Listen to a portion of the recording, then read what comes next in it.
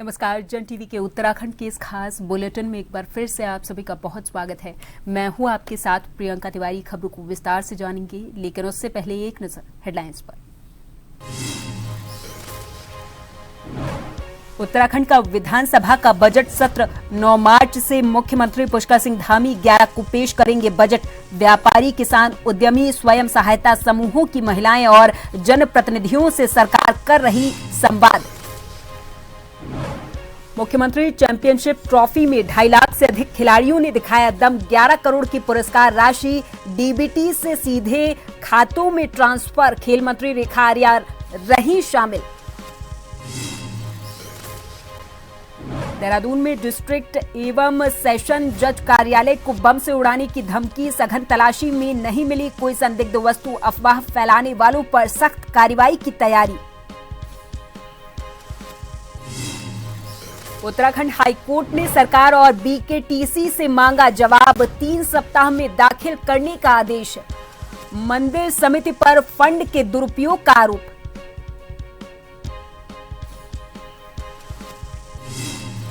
और लोहाघाट में law college की मांग को लेकर 3 दिवसीय धरना शुरू। 12 साल पुरानी घोषणा अब भी अधूरी। मांग पूरी न होने पर उग्र आंदोलन की चेतावनी।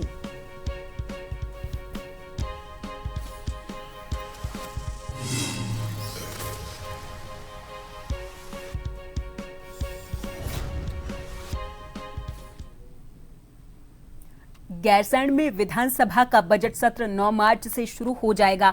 11 मार्च को बजट पेश किया जाएगा। सरकार से बजट सत्र का कार्यक्रम मिलने के बाद विधानसभा सचिवालय इसे अनुमोदन के लिए लोक भवन भेजने जा रहा है। कैबिनेट ने विधानसभा के बजट सत्र का स्थान और अवधि तय करने के लिए मुख्यमंत्री धामी को अधिकृत कर दिया था।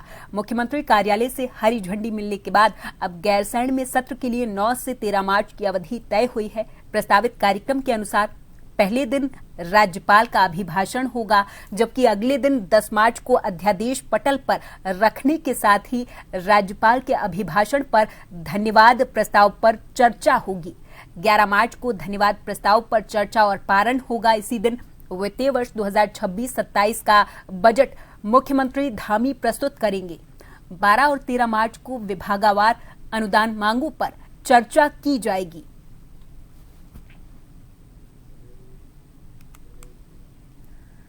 आगामी बजट सत्र से पहले प्रदेश सरकार प्री बजट कंसल्टेशन के माध्यम से विभिन्न वर्गों से सुझाव ले रही है। व्यापारी, किसान, उद्यमी, स्वयं सहायता समूहों की महिलाएं और जनप्रतिनिधियों से संवाद कर उनकी प्राथमिकताओं को समझा जा रहा। मुख्यमंत्री धामी ने इस दौरान कहा कि सभी वर्गों के विचारों के आधार पर संतुलित और जनहितकारी बजट प्रस्तुत करने का प्रयास किया जा रहा है, ताकि विकास का लाभ समाज के हर वर्ग तक पहुंच सके। सत्र को लेकर चूंकि पहले प्री बजट कंसल्टेशन हो रहा है, सभी लोगों से बातचीत कर रहे हैं। उसके कई सारे कार्यक्रम अलग अलग वर्गों के बीच में हो गए हैं। मैं भी उन कार्यक्रमों में भाग ले रहा हूं और जो समाज के विभिन्न आयामों में, विभिन्न क्षेत्रों में काम करने वाले, चाहे वो हमारे व्यापारी बंधु हों, किसान हों, उद्यमी हों, स्वयं सहायता समूह की बहनें हों, हमारे जनप्रतिनिधि हों, व्यापारिक क्षेत्र में काम करने वाले लोग हों, समाज के क्षेत्र में काम करने वाले हों, उन सभी से उनके विचार ले रहे हैं और उस विचार के आधार पर अच्छा बजट हमारा प्रस्तुत हो, उसके लिए प्रयास किए जाए।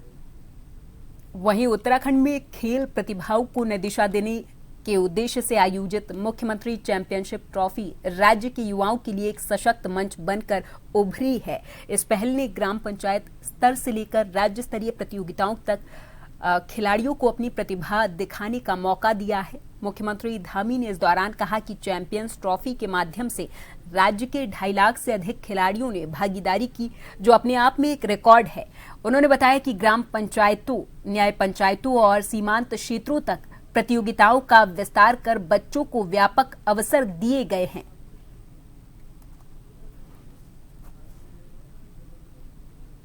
11 करोड़ रुपए की धनराशि डीबीटी के माध्यम से जो पुरस्कार विजेता हमारे खिलाड़ी हैं उनके सीधे बैंक अकाउंटों में भेजा जा रहा है।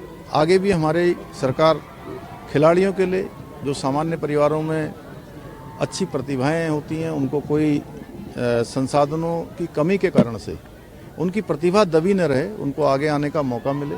हमने नई खेल नीति में भी उसका प्रावधान किया है और स्पोर्ट्स लीगेसी प्लान भी हम बना रहे हैं। हमारे यहाँ पर राष्ट्रीय और अंतर्राष्ट्रीय स्तर की प्रतियोगिता कई सारे स्थान बन चुके हैं। स्पोर्ट्स यूनिवर्सिटी पर हमारा काम तेज़ी से चल रहा है। हमारा प्रयास है जल्दी से जल्दी वो स्पोर्ट्स यूनिवर्सिटी भी हमारा काम करना प्रारंभ कर दे और देवभूमि अब धीरे धीरे खेल भूमि के रूप में भी आगे बढ़ने लगी है। आज फाइनली देहरादून ने जो है मुख्यमंत्री चैंपियनशिप ट्रॉफी यानी कि 5 लाख की धनराशि और ट्रॉफी जीतने का काम किया है।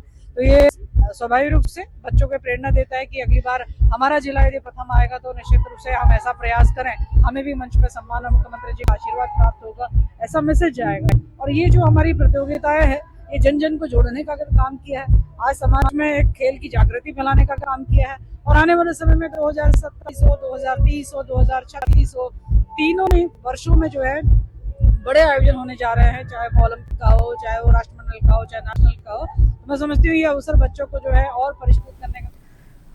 उत्तराखंड के मुख्यमंत्री पुष्कर सिंह धामी नवनिर्मित खाटू श्याम मंदिर में प्राण प्रतिष्ठा कार्यक्रम में पहुंचे। मंदिर समिति ने मुख्यमंत्री का जोरदार स्वागत किया है। विधायक मुन्ना सिंह चौहान, नगर पालिका अध्यक्ष नीरू देवी, वन पंचायत सलाहकार परिषद के उपाध्यक्ष और पूर्व विधायक कुलदीप कुमार, जिलाध्यक्ष भाजपा मीता सिंह इस दौरान उनके साथ मौजूद रहे हैं।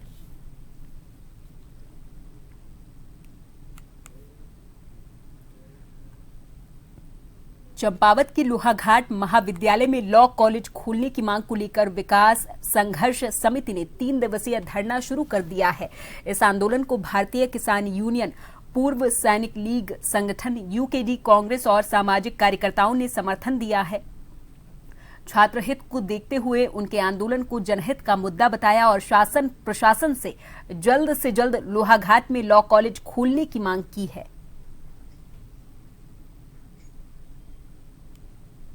सबसे बड़ी बात है, आप देख रहे हो सभी लोगों का हमें समर्थन और सहयोग मिल रहा है। अब हम यही कहना चाह रहे हैं कि हम इसमें धार देंगे और हम चाहते हैं कि विधि संकाय की कक्षाएं, कॉलेज अगर बन जाएगा, भविष्य में बन जाएगा, लेकिन कक्षाएं तो शुरू हो कम से कम, हम यही चाहते हैं। और इसके लिए हम जहां तक हमें लड़ाई लड़नी पड़ेगी, हम लड़ने के लिए तैयार हैं। आज जनता सब लोग हम लोगों के साथ समर्थन में है, सहयोग में है। हमें ये देखकर बहुत अच्छा लग रहा है और हम इस लड़ाई को प्रमुखता से लड़ने के लिए तैयार हैं।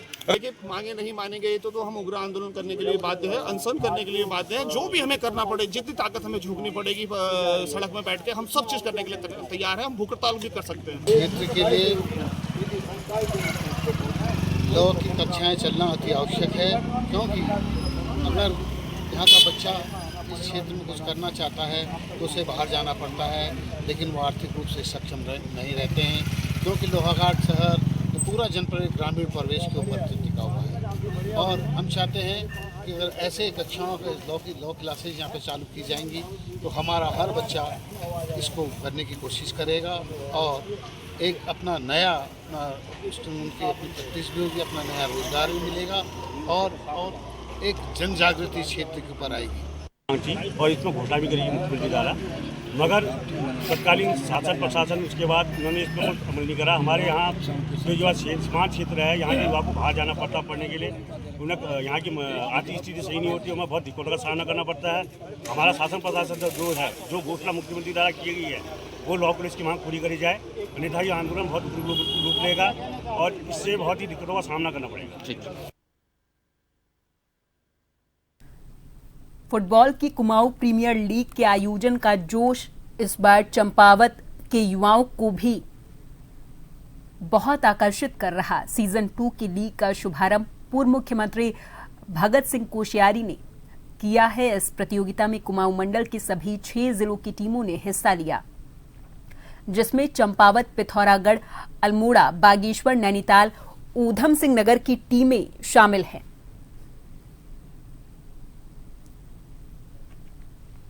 तो यह है कि लडवाल फाउंडेशन के चेयरमैन नरेंद्र लडवाल हैं, वो इस चंपावत की पहाड़ की भूमि से निकल करके और उन्होंने दिल्ली, बेंगलोर, बम्बई एक सुंदर अपना कारोबार शुरू किया है।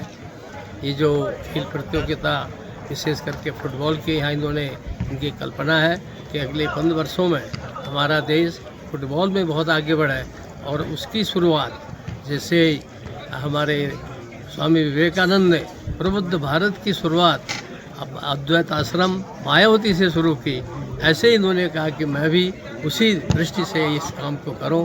लीग सेशन 2 में हमारा फुटबॉल का जो कराने का उद्देश्य यहाँ का जो खिलाड़ी बाहर के क्लबों से खेल रहा है उसको यहाँ पर एक बहुत अच्छा प्लेटफॉर्म देने का है और उस प्लेटफॉर्म के माध्यम से हमारा यहाँ का प्लेयर आगे के लिए अपने भविष्य में और उत्तराखंड का नाम रोशन करेगा। ये हमारा इस फुटबॉल प्रीमियर लीग का मुख्य उद्देश्य है और हम चाहते हैं कि यहाँ का जो युवा है वो खेल की तरफ बढ़े, ना कि नशे की ओर। हमारा ये भी एक मोटो है कि हम खिलाड़ियों को नशे से दूर रखें। प्रीमियर लीग सीज़न 2 जो हमारा हल्द्वानी में इसका ट्रायल लिया गया था, जिसमें कम से कम 350 बच्चे प्रतिभाग किया था, उसी में से हमने ये 6 टीमें डिवाइड की हैं और ये हमारा अल्मोड़ा जो हमारा आयोजन स्थल था 12 तारीख को, जहाँ 3 मैच खेले गए, फिर 14 और 15 को पिथौरागढ़ में हमारे 6 मैच खेले गए।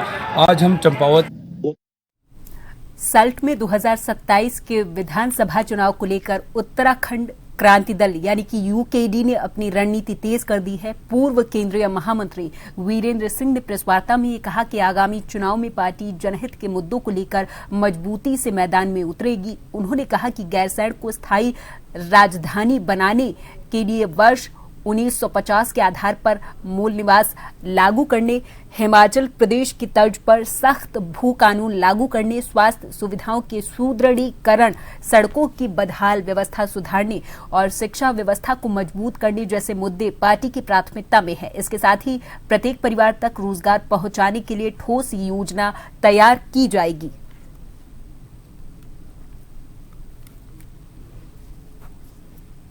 पहला मुद्दा तो गैरसैंण राजधानी का है, दूसरा जो है मूल निवास 1950 और सख्त भू कानून हिमाचल प्रदेश की तर्ज पर, और स्वास्थ्य सुविधा, सड़कों की व्यवस्था ठीक करना, और आपका जो है शिक्षा बिल्कुल ही लचर हो रखी है, उनको भी सुधार की आवश्यकता है, और रोजगार, प्रत्येक परिवार को रोजगार देने की हमारी प्राथमिकता है।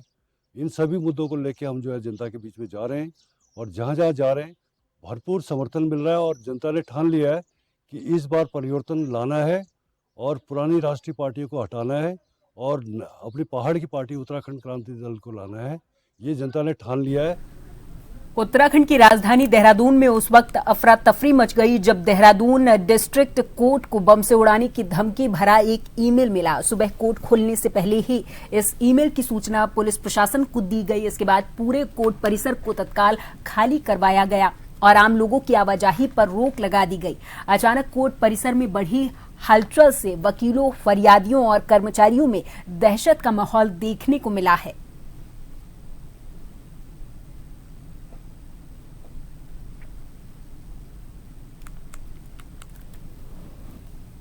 डिस्ट्रिक्ट एवं सेशन जज कार्यालय में एक बम की सूचना पुलिस को प्राप्त हुई थी, जिस पर तत्काल कार्रवाई करते हुए एसपी सिटी के नेतृत्व में हमारी बीडीएस टीम, डॉग स्क्वाड और पुलिस के जो कर्मी हैं उनके द्वारा, क्यूआरटी की टीम द्वारा मौके पर खाली करा के सभी चेकिंग अभी करी गई है। ये पिछले 3 दिनों में लगातार जिस प्रकार से मेल के माध्यम से सूचनाएं आ रही हैं, जो पहले उत्तरकाशी, नैनीताल और इधर भी आई है, तो इसके पीछे के जो मॉड्यूल है उस पर भी हम लोग वर्क कर रहे हैं। जल्दी जिसके द्वारा ये सूचना फ्लैश की गई है उस पर भी हम लोग आगे क्या कार्रवाई की जानी है उसमें एसटीएफ के माध्यम से, एसटीएफ के साथ सहयोग से हम लोग इस पर कार्रवाई करेंगे। और अभी हमारी टीम वहाँ लगातार सभी चेकिंग हम लोगों के द्वारा की गई है। इस प्रकार की कोई भी घटना होने या इस प्रकार की कोई भी संदिग्ध वस्तु वहाँ नहीं पाया गया है। ये किसी के द्वारा एक फैलाई गई अफवाह है, जिसको पुलिस के द्वारा इसके पीछे जो भी लोग हैं उसके खिलाफ आगे की कार्रवाई की जाएगी। बागेश्वर कोतवाली पुलिस ने 1 किलो 400 ग्राम चरस के साथ 2 अभियुक्तों को गिरफ्तार करके जेल भेजा है। तस्करी में प्रयुक्त 2 वाहनों को भी सीज किया गया है। बरामद अवैध चरस की अंतर्राष्ट्रीय बाजार में कीमत करीब 3 लाख रुपए आंकी जा रही। पुलिस अधीक्षक जितेंद्र मेहरा ने बताया कि मुखबिर की सूचना पर कांडा रोड में चेकिंग के दौरान 2 संदिग्ध वाहनों को रोका गया था।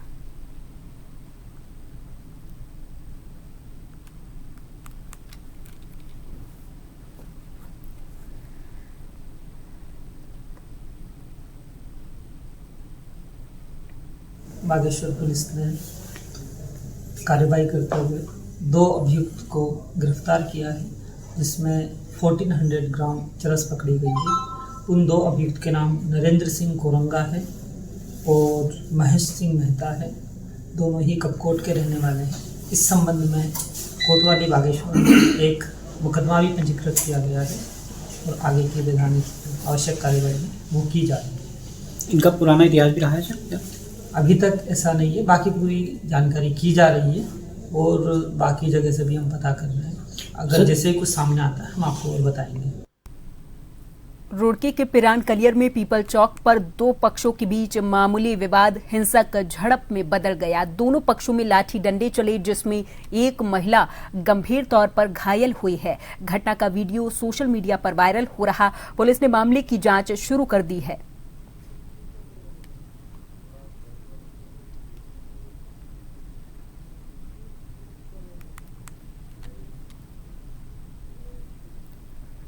चंपावत के लोहाघाट के रिकेश्वर शमशान घाट में आजकल गंदगी का ढेर लगा हुआ है। घाट में जगह जगह अधजली लकड़ियां और गंदगी बिखरी हुई है, जिस कारण दूषित लोहावती और भी अधिक दूषित हो रही। शवदाह करने आने वाली लोगों के द्वारा अंतिम संस्कार भी अच्छे प्रकार से नहीं किया जा रहा, जिस कारण घाट में ये समस्या बनी हुई है।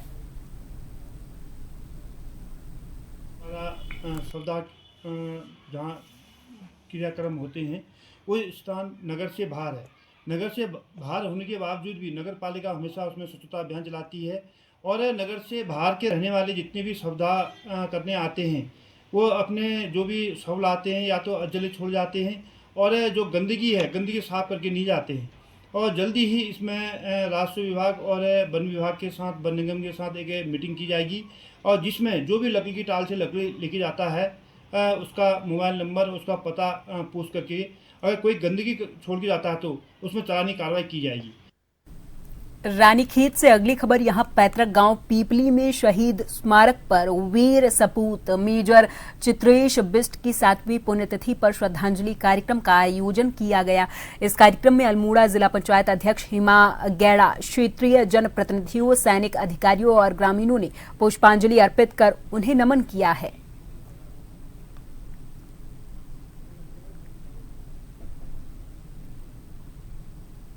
चित्रेश बिष्ट जी के बलिदान दिवस पर उन्हें श्रद्धांजलि अर्पित करना मेरे लिए गर्व और भावुकता का क्षण है। 2019 में आज ही के दिन उन्होंने देश की रक्षा के लिए अपनी खुशियों और अपनी जान की परवाह नहीं की।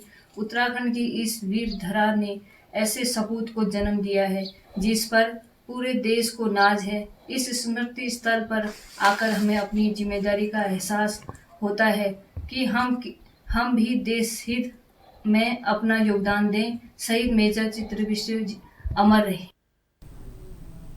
और चलते चलते एक बार फिर नजर हेडलाइंस पर। उत्तराखंड विधानसभा का बजट सत्र 7-9 मार्च से मुख्यमंत्री पुष्कर सिंह धामी 11 को पेश करेंगे बजट। व्यापारी, किसान, उद्यमी, स्वयं सहायता समूहों की महिलाओं से सरकार कर रही संवाद। मुख्यमंत्री चैंपियनशिप ट्रॉफी में 2.5 लाख से अधिक खिलाड़ियों ने दिखाया दम। 11 करोड़ की पुरस्कार राशि डीबीटी से सीधे खातों में ट्रांसफर। खेल मंत्री रेखा आर्या भी रहीं शामिल। देहरादून में डिस्ट्रिक्ट एवं सेशन जज कार्यालय को बम से उड़ाने की धमकी। सघन तलाशी में नहीं मिली कोई संदिग्ध वस्तु। अफवाह फैलाने वालों पर सख्त कार्रवाई की तैयारी।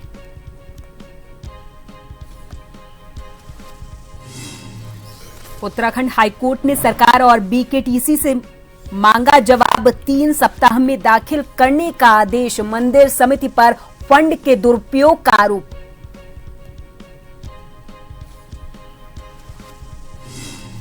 और लोहाघाट में लॉ कॉलेज की मांग को लेकर 3 दिवसीय धरना शुरू। 12 साल पुरानी घोषणा अब भी अधूरी, मांग पूरी न होने पर उग्र आंदोलन की चेतावनी।